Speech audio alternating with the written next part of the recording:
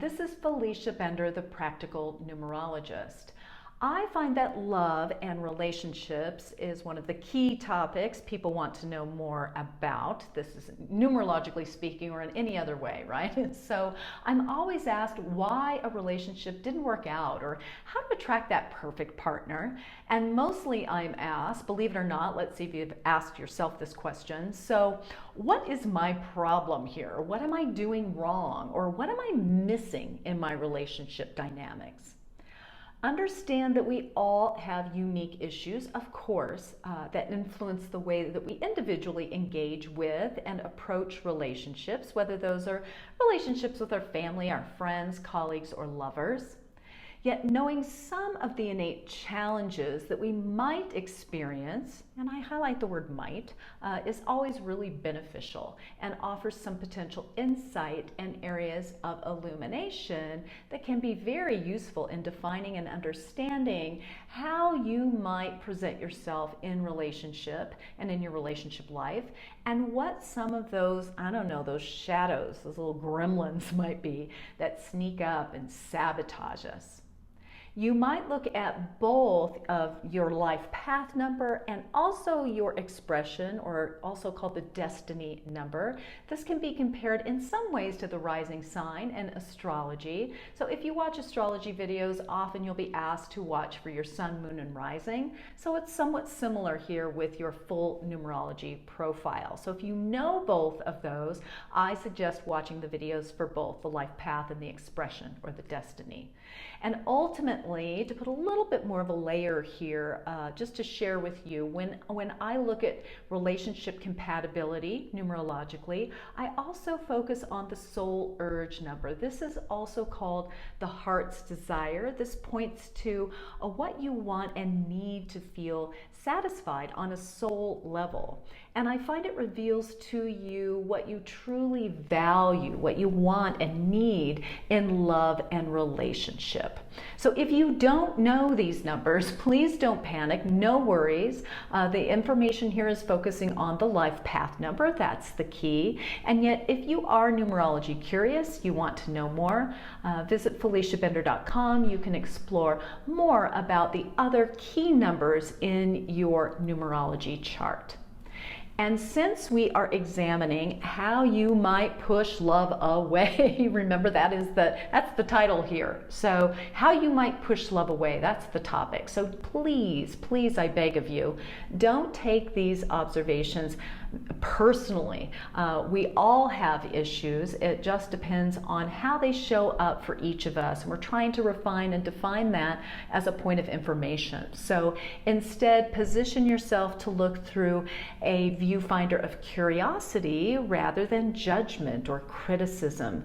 This is designed to be informative and supportive, not critical or judgmental. All right, so with all that said, here is why you might push love away if you're a 7 life path. Again, emphasis on might.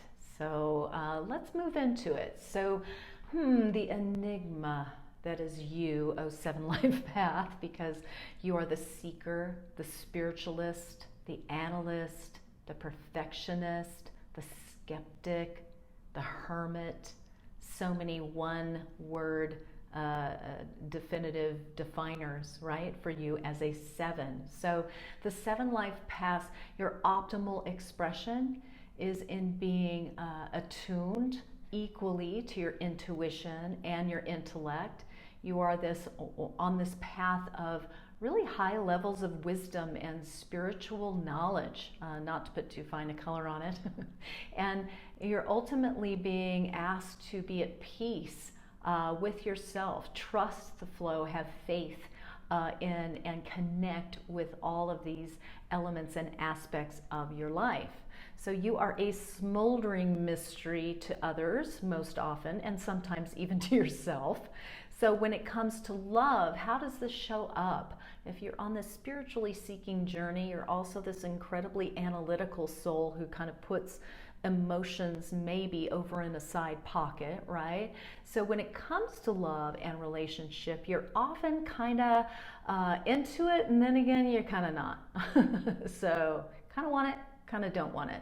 And so now as a 7, what plays in here is that you need your alone time, you need your processing time, and your unplugged time. Yet that doesn't preclude a beautiful, rich love partnership, right? Okay, don't misread me here. And yet it does point to the fact that your levels of communication about your need for space need to be heightened when you're in a relationship. And let's not forget your perfectionist tendencies, your heady intellect, right? It can kind of distance people from you. And often you'd rather concentrate your effort on doing whatever it is that's capturing your imagination, all those questions that you're answering internally, externally, and all other ways, than to take your head out of that etheric world and devote yourself to a relationship on terra firma, right? The real deal, the going through it every day. So one of the ways that you might push love away is when your intellect blocks out or overrides your heart or your emotions on a consistent basis, when you're very detached consistently. So in many ways, love is something that you desire on a more kind of theoretical level. So you're the analyst after all. So it's like you like to think about it, and yet the doing of it is a whole different story. So it's as though you keep yourself kind of one step away from the actual experience and instead end up kind of being halfway in, halfway out, kind of part active participant and part passive observer, if that makes sense. And while sex and intimacy can play a prominent role for many 7s, often this aspect of life takes on perhaps a secondary position on your list of actual priorities. So that can be something that just isn't all that overarchingly important to you. So if that doesn't align with your partner's priorities, that can be a way that love is pushed away.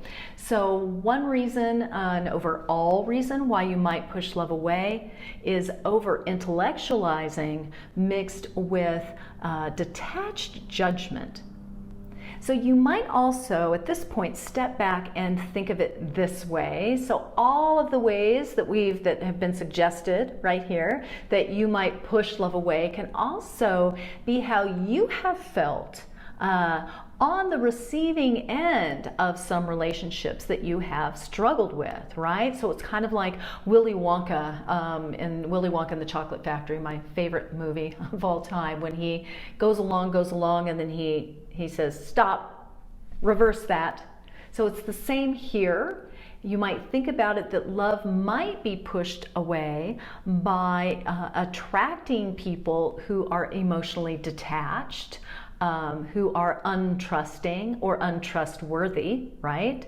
Or who are unsure if they really want to be in a committed relationship or what that really looks or feels like to them, or who are on the other end of that spectrum, who are very superficial and they just skim the surface. They don't go into a lot of depth.